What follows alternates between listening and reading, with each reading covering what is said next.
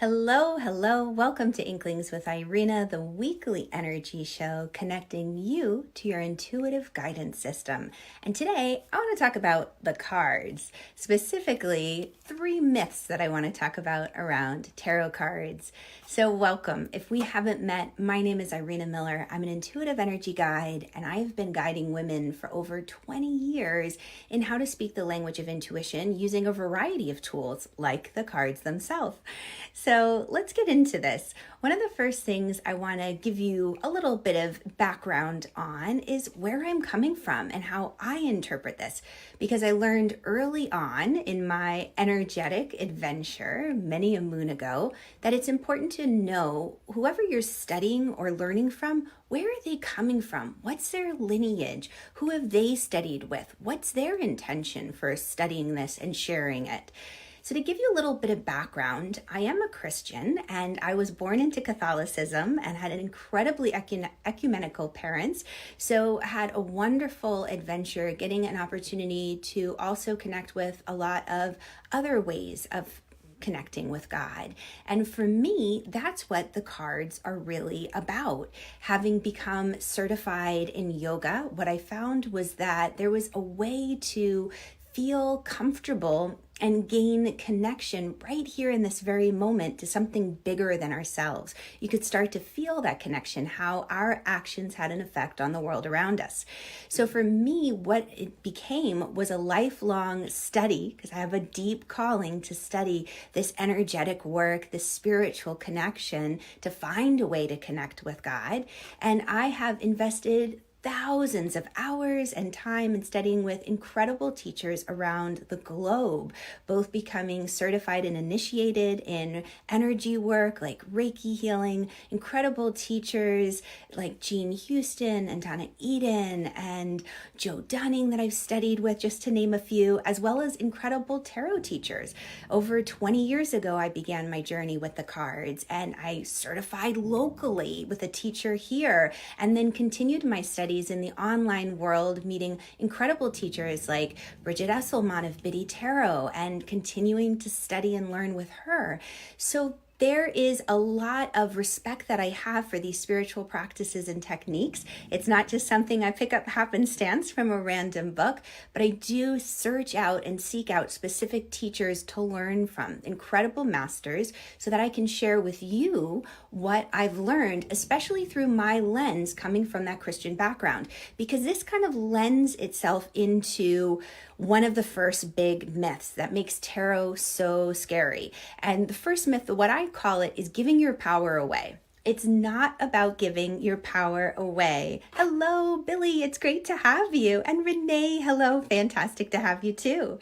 So when I first offered to read for people 20 plus years ago, I was met with an intense wall of fear.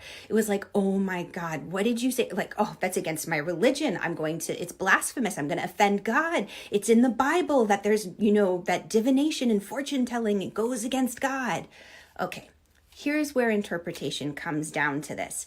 When I read the cards, it is not fortune telling, because if it's fortune telling, I'm giving my power away to some pieces of paper, right? This deck of cards, like, oh no, what's going to happen to me? Holy cannoli. God gave us free will. I totally believe that. Even God isn't telling us what to do. He gives us the right to choose.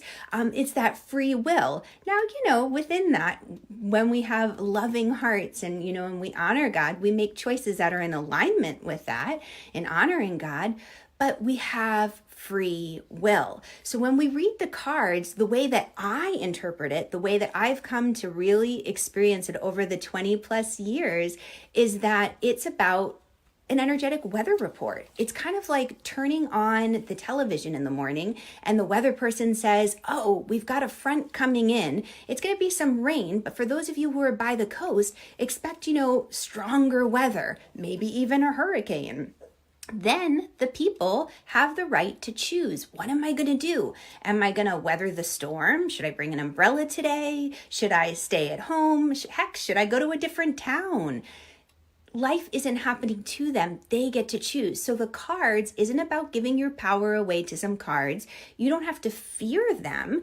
It's a simple matter of getting an energetic weather report, like what's happening around me, and this leads and lends itself into another big aspect I want to talk about, which is this isn't The Walking Dead. Oh my God, that show creeps me out. If that creeps you out, let me know in the comments. If you're a fan of that show, I mean, the actors are incredible. I love it.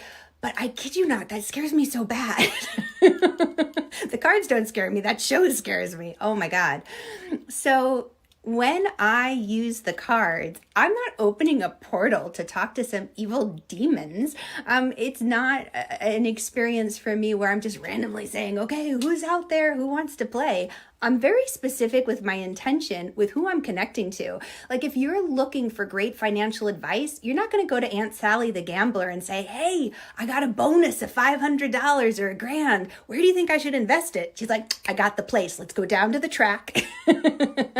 She would not be the best one to go to for advice. I'd want to go to a trusted financial advisor who had a degree, who had a background, who had experience, a track record that I could count and trust on. So who you're connecting to really matters. When I connect with using the cards, I connect with God. I go right to the big guy in the sky and I'm saying, okay, God, can you give me a heads up? It's just another tool, like a devotional. For years I used a devotional in the morning saying, okay, let me sit down and contemplate and reflect. The cards can do that. They can help us discover aspects that we were unaware of about ourselves, deep within a subconscious layer, areas where we were tripping ourselves up, which this leads into the next big myth that I want to bust today, is that this isn't a party trick. This isn't something to be treated lightly like another wonderful little magic 8-ball, which I love the magic 8-ball, but this is a sacred tool and practice that I have spent many, many, many years, 2 decades, really honing and practicing this methodology, working with this tool to develop a clear line of communication with God, with the divine, with source. And this is what I teach my students because it's all about that connection, having clear communication line, which leads us into questions. The questions you ask are a vital piece of the puzzle. They need to be clear and concise. Think of it this way. If you go into an ice cream store and you're like, hey, I'd like a scoop of ice cream, you're probably going to be met with a couple of confused stares because they'd be like, okay. And if you don't give any information, they could randomly choose for you and say, okay, here you go. And you're like, I hate pistachio. I didn't want pistachio. So the questions you ask are so important in the types of answers you receive, so it's not confused or muddled. This is what I help my students do as well, formulate questions, because it's not about giving your power away. It's not about, should I go for this job? It's like, no, what potential opportunities does this job offer me? Oh, now that's interesting, because then off of that information, with free will, I get to choose, is that something that's appealing? What about this job? Or vacations? Like, what do I need to know about vacationing at the beach? What am I not seeing about potentially going to the mountains instead? It's about engaging with the energy around you and giving you an extra boost up. It's kind of like a secret little, wonderful, like a secret weapon in your pocket. You have access to extra information that most people don't have because you're tuning in. You're having that conversation with God.